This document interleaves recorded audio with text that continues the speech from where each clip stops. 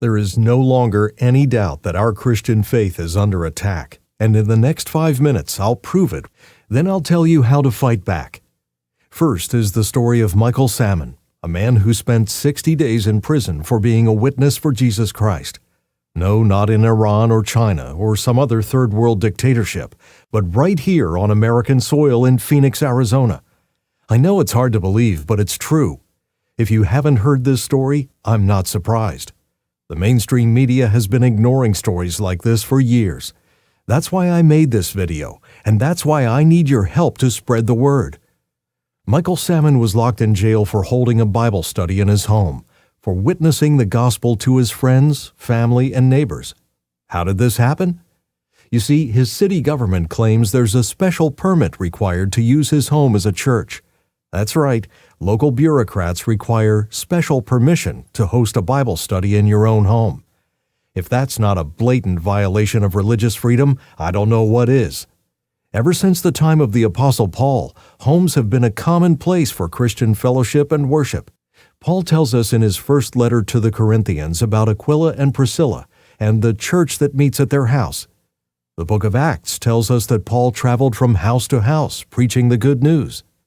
How can anyone deny the war on Christianity when the age-old house church tradition is being torn apart by government bureaucrats? But there's even more. Dozens of Christian entrepreneurs and business owners are facing lawsuits, government investigations, court orders, fines, and even jail time for their religious convictions. And it's happening more and more every day. That's why it's up to you and me to spread the word. Will you post this video to Facebook and email it to everyone you know? But before you do so, please watch the rest of this video. This isn't even the worst example of Christian business owners being targeted for their beliefs. The story of Elaine Huguenin shows how bad the persecution can get.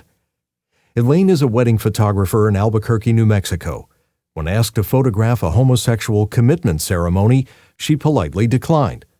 In Elaine's own words, "The message a same-sex commitment ceremony communicates is not one I believe." That should be the end of the story, right? Unfortunately, that answer wasn't acceptable.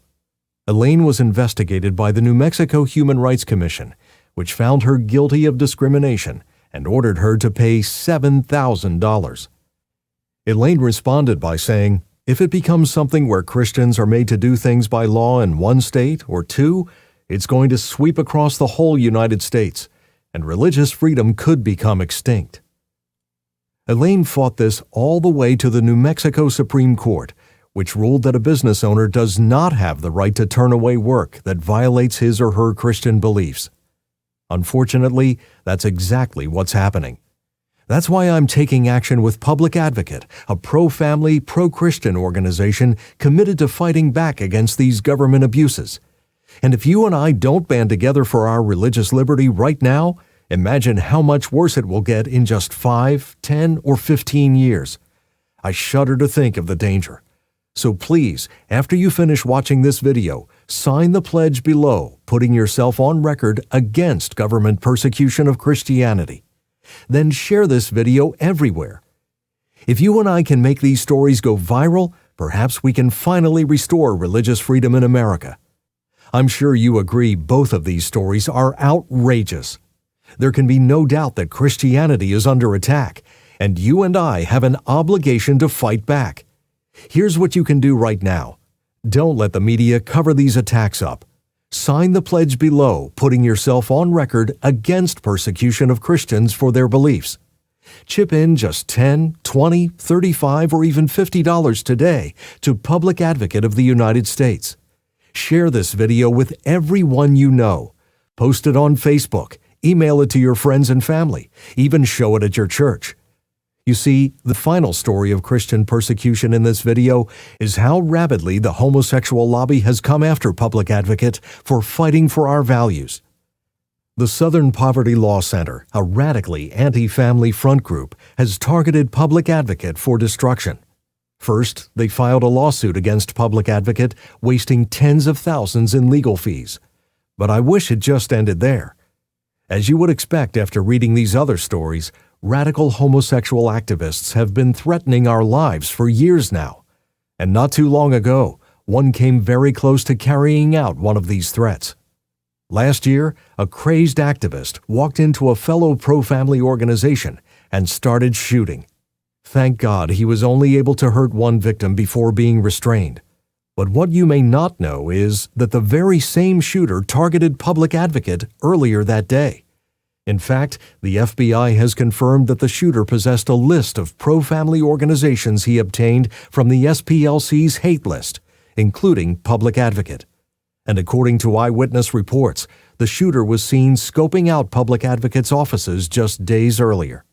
Soon after this first failed attempt, the SPLC's lawyer posted the home address of Public Advocate President Eugene DelGaudio in public legal documents.